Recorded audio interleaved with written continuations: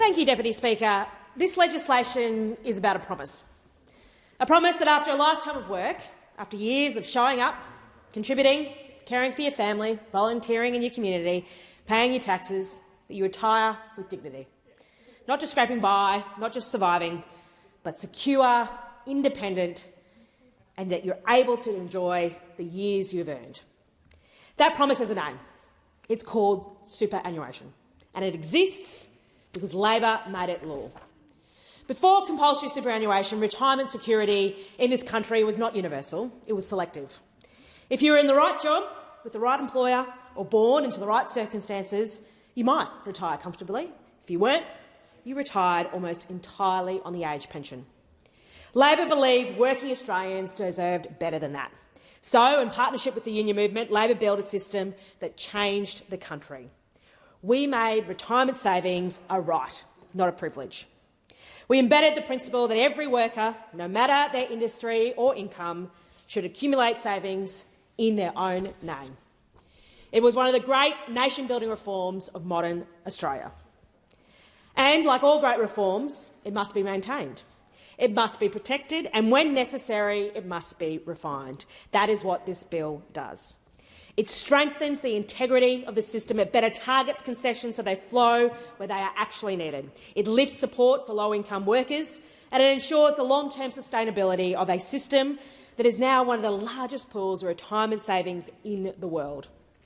This is not radical. It is the next chapter in a proud story. Since coming into office, this government has treated superannuation as the national asset it is. We lifted the superannuation guarantee to 12%, delivering on what working Australians were promised. We enshrined the objective of super in law to ensure it remains focused on providing income in retirement, not being distorted for other purposes. We legislated superannuation on paid parental leave because women should not be penalised in retirement for having children. And we are delivering payday super, so workers receive their contributions at the same time as their wages, ending the quiet scandal of unpaid super that has cost Australians billions. This bill continues that work. But let's be honest about why it's necessary. Superannuation tax concessions now cost the budget more than $60 billion every year. Treasury projections show that without reform, that figure will overtake spending on the age pension within 2 decades. And those concessions are not evenly distributed. Around 38% of super earnings tax concessions flow to the top 10% of income earners. 54% flow to the top 20%. That means more than half the benefit goes to the highest earners.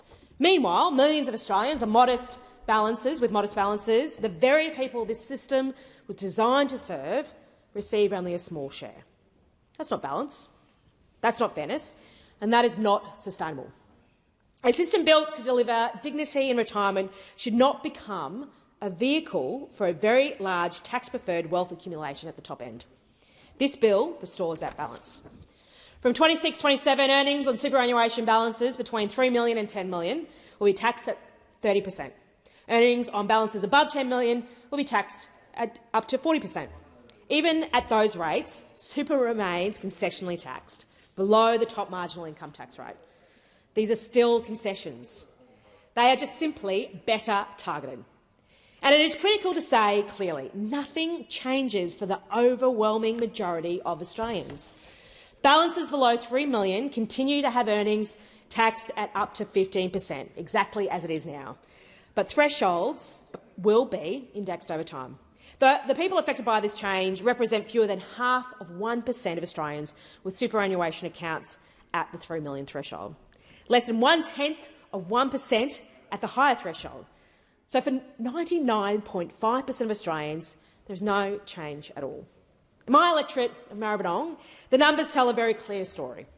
The median super balance is around $69,000. For residents approaching retirement, those in their 50s, the median is approximately $192,600. These are hardworking people. Retail workers, carers, teachers, tradespeople, office staff, small business employees. They have contributed consistently over decades. They are not sitting on multi-million-dollar balances.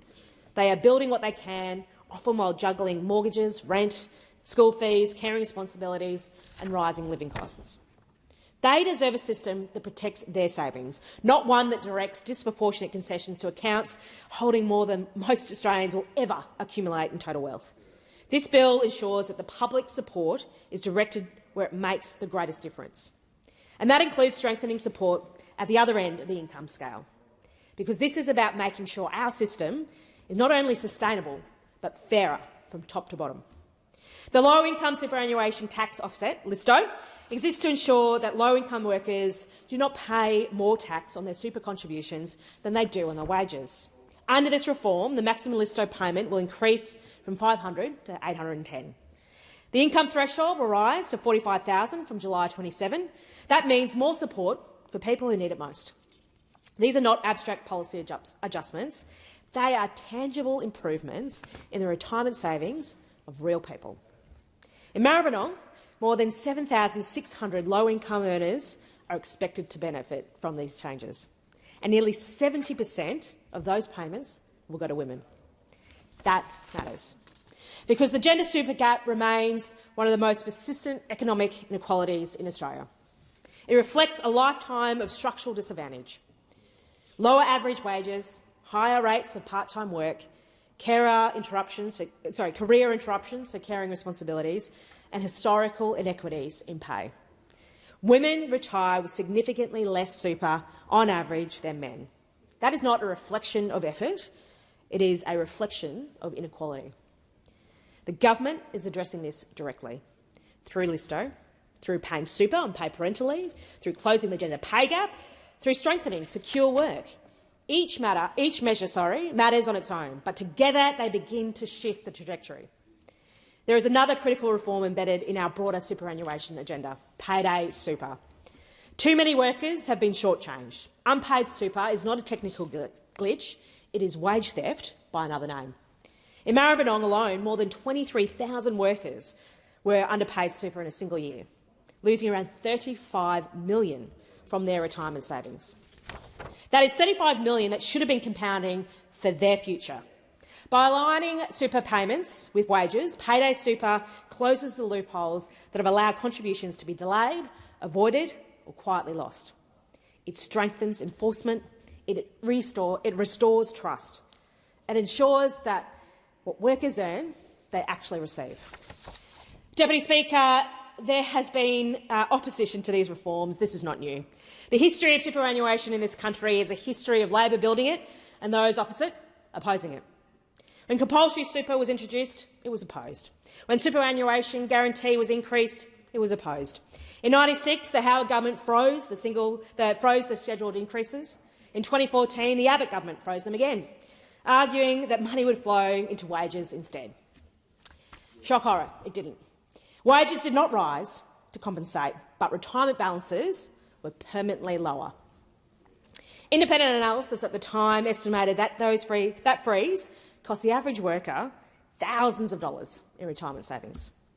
Then, during the pandemic, the Early Access Scheme allowed Australians to withdraw up to $20,000 from their super. Around 3 million Australians accessed the scheme. Approximately $38 billion was withdrawn, I should say. For many people facing immediate hardship, it was a difficult but understandable decision, but the long-term cost is real. More than 500,000 Australians reportedly withdrew their balances to zero. For young workers especially, that means decades lost of compound growth. That means lower retirement savings and higher reliance on the age pension in the future. Superannuation is not a rainy day account. It is long-term savings designed to compound over a lifetime. When we treat it casually, the consequences echo for decades. And even now, there are calls to weaken the system.